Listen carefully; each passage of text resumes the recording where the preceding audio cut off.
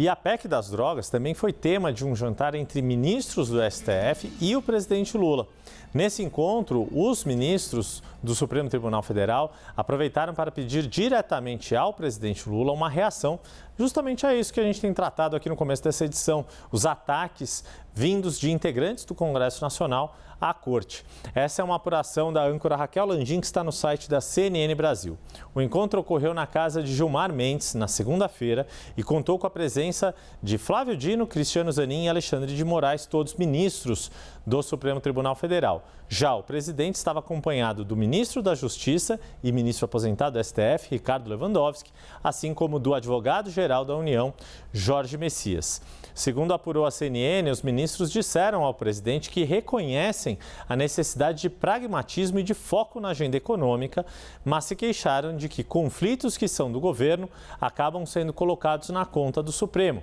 Na visão do STF, também faltaria empenho do governo em defender políticas de Estado, como este caso relacionado à PEC das drogas. A posição da Corte de regulamentar o porte de uma quantidade de drogas que é vista como quantidade apenas para consumo próprio e não para tráfico, é vista como uma política de segurança pública na qual o governo se omite e acaba dando liberação de bancada, que é isso que o Isaías Godinho mencionou. Na votação de ontem, não houve um direcionamento da base do governo em relação a essa aprovação e acabou sendo aprovado facilmente nos 2 turnos. O temor no Supremo é de que uma escalada de reação do Congresso, como, por exemplo, uma aprovação para mandatos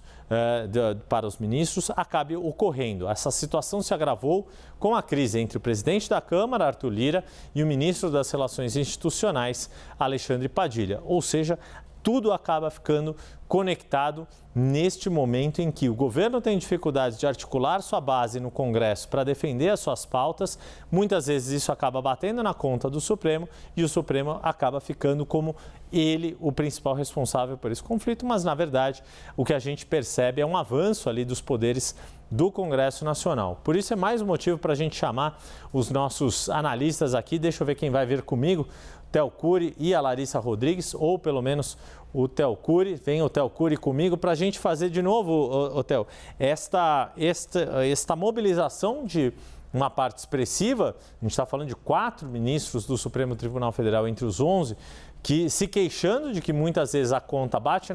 na porta deles, ministros do Supremo, de assuntos que o governo deveria fazer o enfrentamento no Congresso Nacional. Muito fruto dessa dificuldade que a base do governo tem enfrentado, não só na Câmara, presidida por Arthur Lira, mas também no Senado, presidido por Rodrigo Pacheco. Total, e ela expressa essa reunião do presidente Lula com Jorge Messias ao lado dele, ministro-chefe da Advocacia-Geral da União, Ricardo Lewandowski, ministro da Justiça e Segurança Pública, e os outros 4 ministros do Supremo, que há uma insatisfação por parte dos ministros com relação à atuação do governo e a forma com a qual o governo lida com esses movimentos, esses avanços do Congresso Nacional. Então, em linhas gerais, e a apuração da Raquel Landim mostra isso, os ministros do Supremo, esses 4 que conversaram com o presidente Lula na segunda-feira, Gilmar Mendes, Alexandre de Moraes, Cristiano Zanin e Flávio Dino, esses 2 últimos indicados pelo presidente Lula ao Supremo Tribunal Federal,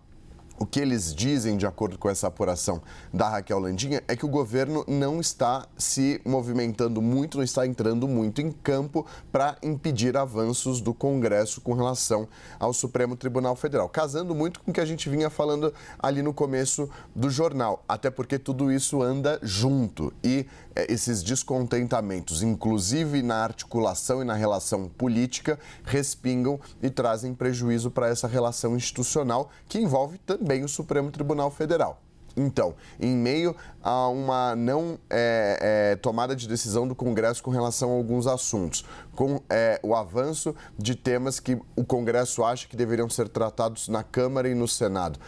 avançando lá no Supremo Tribunal Federal e o Supremo colocando para votação, há um descontentamento entre os deputados e os senadores. No meio disso, o Congresso Nacional acusa o Palácio do Planalto de não conseguir se articular politicamente para aprovar os temas e para a liberação de emendas parlamentares que movimentam bilhões de reais, principalmente em um ano eleitoral.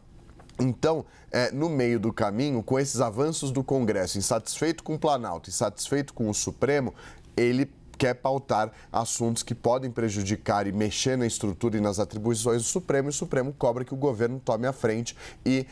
atue de alguma forma para evitar esse avanço. Isso é, quer dizer, discutir ali, né, esse mandato, idade dos ministros, etc., isso é legítimo do Congresso fazer. A questão é como faz e por que motivos faz. Né? A gente viu recentemente aquela ampliação da aposentadoria dos ministros, 5 anos a mais, que havia um interesse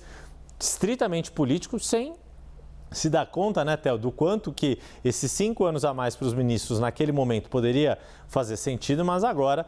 muitos dos congressistas, boa parte deles que votaram naquela mudança, acabam agora se queixando deste... E aí falam, por exemplo, em discutir mandato com período fixo e por aí vai, até por uma característica de nomeação dos últimos ministros cada vez mais jovens, né, Theo? O tempo médio de permanência dos ministros tem aumentado aí na corte. Exato, e esse ponto que você traz, eu acho que resume, porque o Congresso pode, deve, tem atribuição para fazer essas mudanças, propor essas mudanças. Tudo diz respeito ao timing em que essas mudanças são propostas e o que motiva com que